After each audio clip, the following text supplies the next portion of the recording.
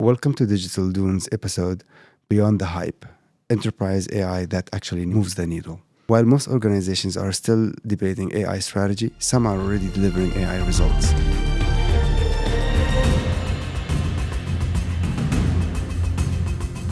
I'm thrilled today to be here with Shailesh Jain, Global Head of Data and Analytics at Landmark Group, because he's done it across industries where execution matters as much as vision. You've built your career on moving from traditional analytics into AI-first thinking. For CIOs and CDOs listening today, that transition often feels like crossing a chasm. What sparks your transition? First of all, Mohamed, thank you for having me here. That's a very good question. If you look at it historically, for more than a decade, we've already been using traditional data science, machine learning models to predict demand for forecasting what our customer need, as well as optimizing pricing and making our products available at the right place at the right time. What really shifted with the AI coming in is predominantly the velocity and the volume of the data that we are expected today to utilize to make micro decisions and not just the major decisions. Also, at the same time, the shift from the in-prem infrastructure to the cloud computing, where the computing is now a variable quantity as opposed to a fixed quantity, it opens up plethora of opportunities. Lastly, AI has been existing for more than 3 decades now, but it's now become commercially viable, where it is available to people at large to use, as opposed to only niche companies which used to deploy neural networks and the AI models for their decision making. These 3 things combined, it makes us now incubate AI into everything that we do. From the traditional data science model, which used to predict discrete outcomes, now we can have it all integrated into a real-time decision-making engine. That's really insightful. Shailesh, I want to zoom in on the people side of at the moment. In an AI accelerated world, what does it really take to be a successful data leader today? I would say there are 3 things, and not just one. One is you need to be a value creator. As opposed to chasing how many AI projects that you're doing, you need to be connecting everything to your business outcomes. Anything that you do without the impact to the business, anything you do without creating value for your customers, it is meaningless. Second, you need to be the architect for change as well. It is not just about creating new projects, new solutions, new programs. It is also about adoption, making sure that right from day one, even before you start creating, you have everybody on the same table, on the same page, and you ensure the adoption as you go along. The third one is the CDO need to act as a bridge. They need to speak multiple languages. They need to speak when they're speaking to the engineers, they need to speak the data language. When they're speaking to CEOs, they need to speak value. And when they're speaking to the shareholders and the boardroom, they need to speak about ROI, all of that in one breath. Excellent. Speaking of ROI, I'm glad you actually mentioned that. There is so much noise around AI right now. And how do you personally cut through the hype and make sure that it translates into real pragmatic ROI for the business? Right from the start, when we start any AI incubated solution, we link it to the business metric. Anything which is not measured, you're not measuring in terms of the value that you're creating for your customer, or you're not measuring in terms of the dollar value, it most likely will end up staying in the lab. And for us, it's very, very simple because while AI is an enabler, we incubate that in everything that we do. But in the end, we're chasing the business outcomes and the impact for our customers. Excellent. And when it comes to GenAI success, a lot of leaders struggle to what to track. So from your perspective, what are the metrics that actually matter? There are 2 mistakes that I see what anybody in my position will end up making. And if I have to plot this on a continuum, they will be on either end, either having a very, very cautious approach where they're just taking too much time thinking about their AI strategy as to what to do, and then focusing more on the traditional ways of working. And the other extreme is just chasing AI first. Right. Everything is AI first, not really knowing exactly what's the outcome it's going to drive. I think either of those 2 approaches are really not going to be delivering the value for yourself and for your business. You need to find a balance somewhere in between. Another thing is chasing AI without governance and without any cost implications, that is also pretty much set up for disaster. Correct. Now, for us, it's AI or ROI isn't about savings. It's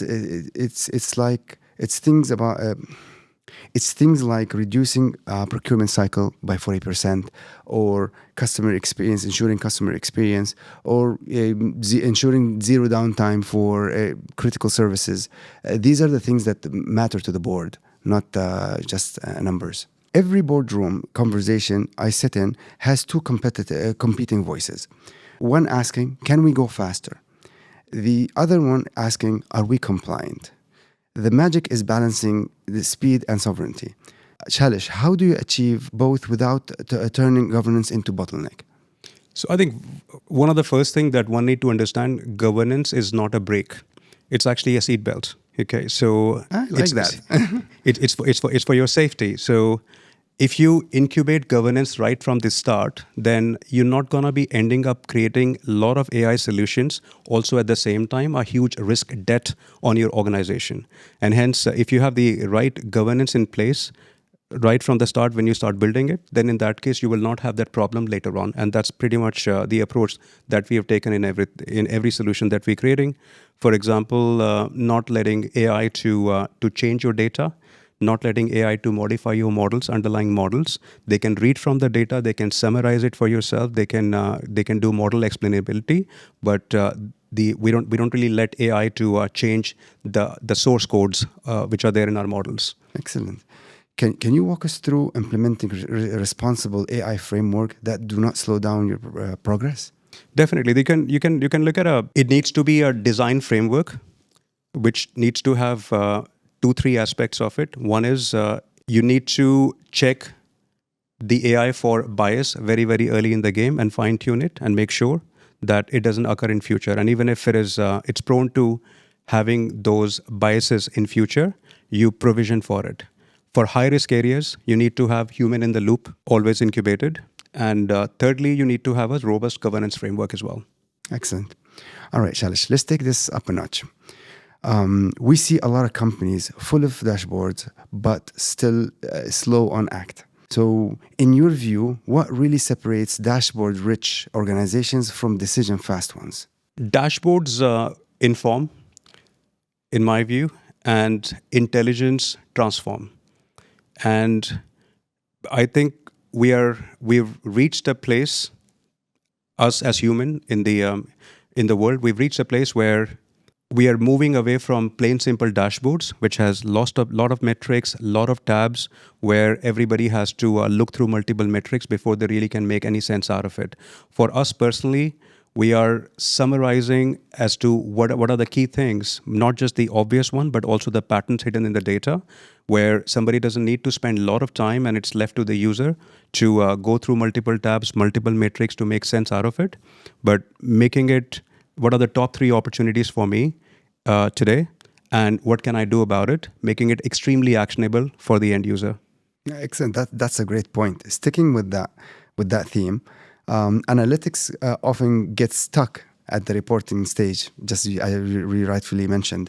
How do you make the leap to turning analytics into real actionable intelligence? Like I said, reports are dying. Dashboards become meaningless in today's world if they're not informing on the top opportunity areas that one needs to be looking at. Dashboards with multiple tabs are meaningless if the job of summarizing all of those metrics and all of those tabs which are there in the dashboard, they are left to the end user to find the meaning out of. And our approach, once again, is to summarize, give that to the reader in bullet points as to what are the key trends they should be looking at, as well as what are the recommended actions against those opportunity areas that they should be focusing on. Excellent. And I see a new trend going forward that dashboards will really be eliminated, and it's all going to be about AI intelligence insight. So Shailesh, a lot of companies have glossy digital strategies that look great on paper, but most of them stumble on delivery, not design. Why do you think that happens? If you look at AI or any digital transformation or any data-driven decision-making framework, It's 80% leadership and execution, and 20% is algorithm or data or AI. And if you're not tying right from the start, whatever you're building, if you're not tying that to the business outcome, if you're not tying that to the business metric, then it is bound to fail. And hence, adoption, execution is extremely important. In fact, more important than the sometimes the solution itself. You need to obviously have a quality solution in place, which is accurate, which does the job it was designed for. But without adoption, it is meaningless. So, how do you tie the gap between the bold AI vision and the messy reality of operations? We look at three things predominantly. Number one, are people using it? You design something, but nobody uses it. It has no meaning. Absolutely. Are we faster? Is it enabling faster decision making? And number three, are we richer? Is it creating any value in terms of dollar, in terms of creating value for your end customers? If the answer to either of those or all of those is no, then in that case, you should not be designing it in the first place. Excellent, excellent. Finally, let's talk leadership. From your perspective, what leadership approach actually makes a difference in whether an AI transformation succeeds or stalls? It starts from the boardroom problems as opposed to your AI problems. Are you chasing the opportunity areas? Are you chasing the questions which starts from the boardroom level, the CEO level, and you're designing solutions where AI, technology, and data-driven decision-making becomes enabler to those metrics? If that framework is in place, then you're sorted. Anything outside of it, then you're chasing the wrong targets, you're chasing the wrong goal, and somewhere or the other in future, you will have to come back onto the right lane so that you're delivering value for the business. That so resonates with me. In the boardroom, it's all about value creation. Absolutely agree. So Shailesh, when people talk about future-proofing in enterprise architecture for AI, it can sound like a buzzword. In practical terms, what does that actually look like? That's a very good question. And with the speed of technology shifting, you're working on developing something and you take a month or 2 months to develop something, and automatically a better product becomes available in the market. And whatever you've done in terms of designing it, that pretty much that effort goes to waste. Should you wait for something to develop? What is the cost of waiting? If you wait for 2 months and nothing gets developed, then in that case, your business suffers. There was an opportunity you identify, but you didn't really do anything about it. But you develop something and something else becomes available. That's a waste of effort. So it's a very difficult situation to be in. The approach that has worked for us so far is think of this the infrastructure more in terms of a Lego. Building blocks of a Lego as opposed to a monolithic architecture. So you need something which is more flexible, which is composable, and things you can shift, you can change, as opposed to hardbound and stuck into an infrastructure which does not really give you any room to make any changes to the framework in future. And if we bring this closer to home, here in the Middle East, sovereignty requirements are front and center. How do we go about building adaptive infrastructure that represents those needs while enabling innovation? Okay, first of all, we are very lucky to be here in the Middle East, especially in the UAE, where the speed of cloud computing adoption is significantly faster than a lot of the other regions that you will see around the world. And hence, and if you look at a lot of tech companies as well, they're investing heavily in this region too. The number of organizations which are already fully on cloud that I see in this region would be far more than many other regions that we interact with. And hence that opens up, first of all, a lot of opportunities, but also at the same time, the governance requirements. A lot of discussions that happen in the banking sector, in the retail sector, in the government sector is all around your privacy, your security, and the controls that you're baking in. Mm-hmm. Also at the same time, the cost governance, the legal governance, etc. Obviously in a banking sector, it's far more than many other, and so is in the government sector as well. So there is a lot of focus in terms of developing and incubating that right from the start, as opposed to figuring that out once you reach there. And some of it comes out of the box with whichever platform that you are on. It provides you, and other areas you need to build on use by use, on a case by case basis. For example, as I said earlier, if it is a low-risk area, then in that case, let's just say in a multi-agentic AI framework, you will create a supervisory agent, you will create a cataloging agent, etc., to make sure there is a governance and monitoring in place. If it is a very high-risk area, then you may decide not to have AI at all in that area until you're comfortable. In a medium-risk area, you might decide to have a human in the loop as a framework itself, as opposed to a byproduct. Excellent. So Shailesh, we've all seen ambitious AI projects end up in a proof of concept graveyard. In your view, what really separates the successful implementation from the ones that stall? I probably will be repeating this the third time, but the very first thing one should be chasing is the value that you're creating out of it. Number one is for us is the customer, and then also the value for the business. If you cannot link it to what value you're creating for your customers, you cannot link it to a metric in the P&L or the balance sheet, then in that case, you're chasing the wrong target. I'm glad you mentioned that, because I would like you to share a transformation story where AI didn't just get deployed, but it actually delivered measurable P&L impact. There are quite a few. There are quite a few examples of it. For example, the retention of our most valuable customers, increasing the availability of our products, while also augmenting both the top line as well as the efficiency in the working capital, getting the right prices in a dynamic way. These are some of the success areas that we've seen with the incubation of the AI in the solutions that we built. Amazing. These are great initiatives. And finally, for leaders listening in, what are the best practices you've seen for moving from pilot to full production scale? Number one is get from a POC stage to the fully scaled up stage very, very fast. And if you must fail, then fail fast. GenAI or traditional machine learning, which delivers faster ROI? I would say both. While traditional machine learning is solid in terms of identifying patterns, rule-based, and they're very, very high on areas like accuracy, AI is very, very strong on the language side. Excellent. Data sovereignty, competitive advantage, or innovation barrier? It's a must-have. It's not a roadblocker. It's an enabler, and it will save you from a lot of pitfalls in future. Absolutely. I believe the same if it's handled right. Absolutely. Most overrated AI metric in enterprise? Accuracy without impact. Oh, amazing. I think the same. One thing you wish every CIO, CDO understood about AI? AI is not just a technology play. It is for everyone. It is not only for the tech team members. In very, very soon, in few months' time, we'll be seeing everybody. Everybody's already utilizing it. We'll be seeing everybody utilizing it, and hence a framework, a structure where everybody flourishes with AI as opposed to only the tech people. It becomes a property of the tech people. Absolutely. Okay, I want you to finish this sentence for me. Enterprise AI is? It's a cultural shift which is disguised as a technology shift. So let me recap for all the conversations that we've had so far.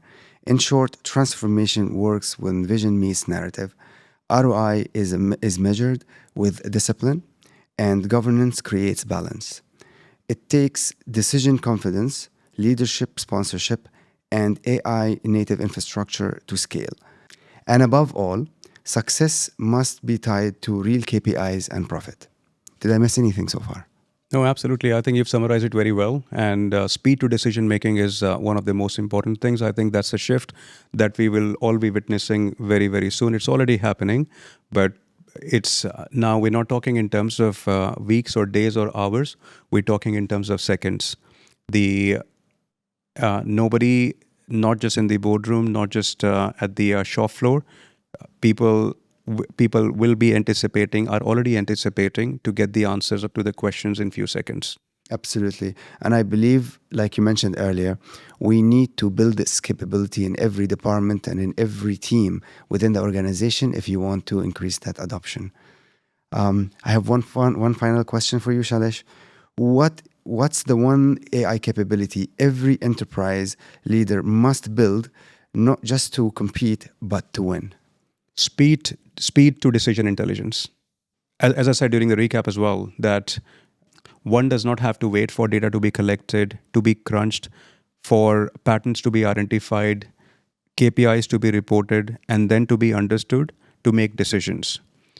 Those intelligence need to come in a summarized format with the recommended actions so that it becomes actionable. The term that we've all heard for more than 2-3 decades as to are there any actionable insights out of the analysis that you've done, that needs to be made reality into few seconds as opposed to taking hours or days. Thanks again to Shailesh for a great conversation, and to all the listeners today. Remember, data and AI aren't side projects anymore. They're the new boardroom currency. The real game is turning pilots into profits. Until next time, stay data-driven and keep transforming.